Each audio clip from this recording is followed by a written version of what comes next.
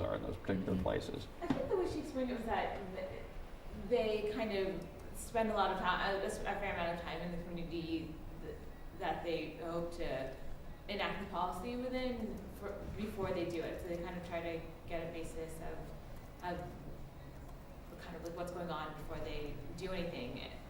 And I guess in another sense, in the making it Fed-bound safe, it makes policy, which I guess you could say then goes on and on and on. It doesn't, like, you know, when a policy doesn't really go away, it doesn't disappear, you know. So whatever impact they decide is necessary in the neighborhood will continue to happen. So I think that's good. The only criticism, I would say, of the program was just that they kind of, maybe perhaps unlike us, you could say they were only taking college students, only giving college students the tools to know how to look at a problem and create policy based from it. That's the only thing that I think, because they're saying in a way they're saying if college students go somewhere and look at a neighborhood and figure out what's going on, they can then create policy that creates change in the neighborhood. When I think that we as a group would sort of like to suggest that also the people that live there can they too make, you know, learn how to make those types of changes. So I'd say that would be my only critique, but college. And Hillary seemed to be pretty adamant about, in both the session here and in discussing with me, that was very much something that they've learned early on, that they now pride themselves on is being able to make sure that the community really is in a lead role in the work that they do.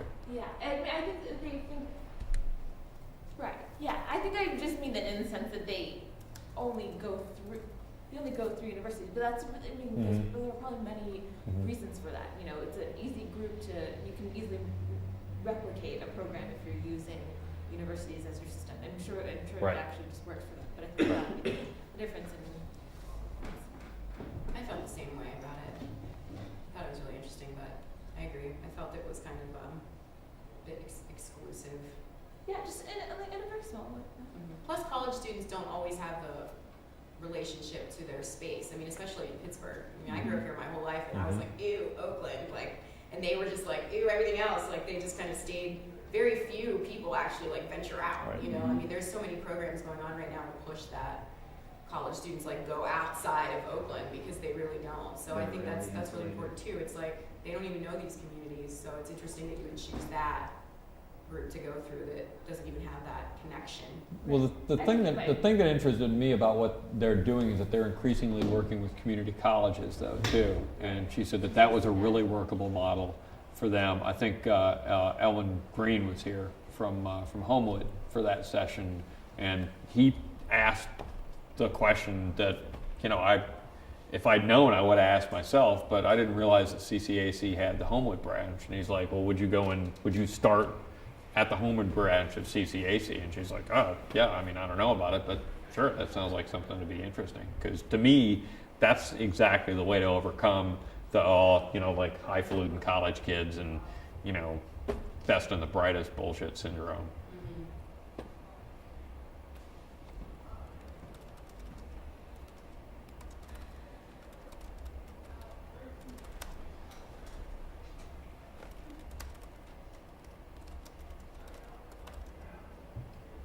Anything on the Justin stuff? That was really kind of really like engaged. Like this is getting community involved in like what's going to happen. Where's it at? Where are you guys? I mean, are you moving forward on stuff? Because I know Justin's been busy and all that, but yeah, Justin has started his family, so it's been kind of hard. But no, we're moving forward on a lot of things. Everything's looking really, really great. I think there's some issues about how to actually do like the actual financing of everything. Is some of this stuff kind of worked out yet, or just... Well, the thing is that these things have to have so many different people come together. You know, you're dealing with like the URA, you're also dealing with private funders, you're dealing with like we've decided to bundle a lot of our initial projects to then present just looks stronger, obviously, with lots of things going on instead of just one single project. So it's becoming a bit of a hassle just to try to get all of those parts into one working piece.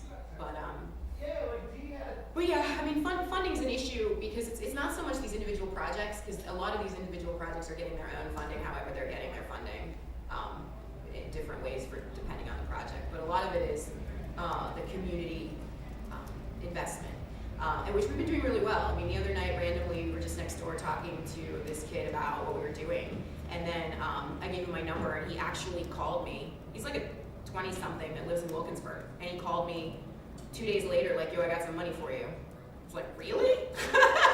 So, and he's just like, you know, this like young kid who's just like, I think it's great. Well, he's not that young, but you know, it's just like us. That's just like, I think it's great what you're doing. So I think, you know, we're getting, I mean, people are definitely invested. Or to the point where they actually can do the investing with the people where you're actually being able to.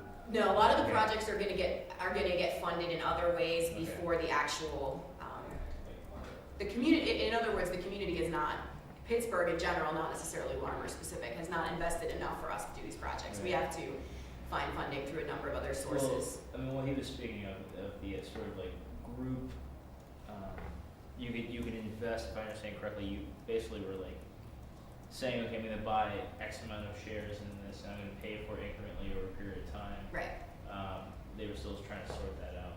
We're still sorting it out. I mean, it's like, just to get that kind of stuff to work right on paper, I mean, we have lawyers working on all that stuff, so I don't actually, I'm not the person to even comment on that, because we have the actual professionals working on the structure more specifically. But we are in the place where we can start to take some money, even though the structure's still working out. It'll just go on the side, and then once it's on paper, we can divvy it up. But these projects are going to be funded lots of different ways. I mean, we're obviously trying to work with URA to get, like, you know, some of the space depending on the project. A lot of our urban farming projects are coming along really well.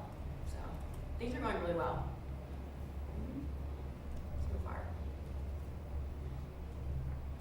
All right, a couple other things here. We got about 10 minutes left, so let's dive into the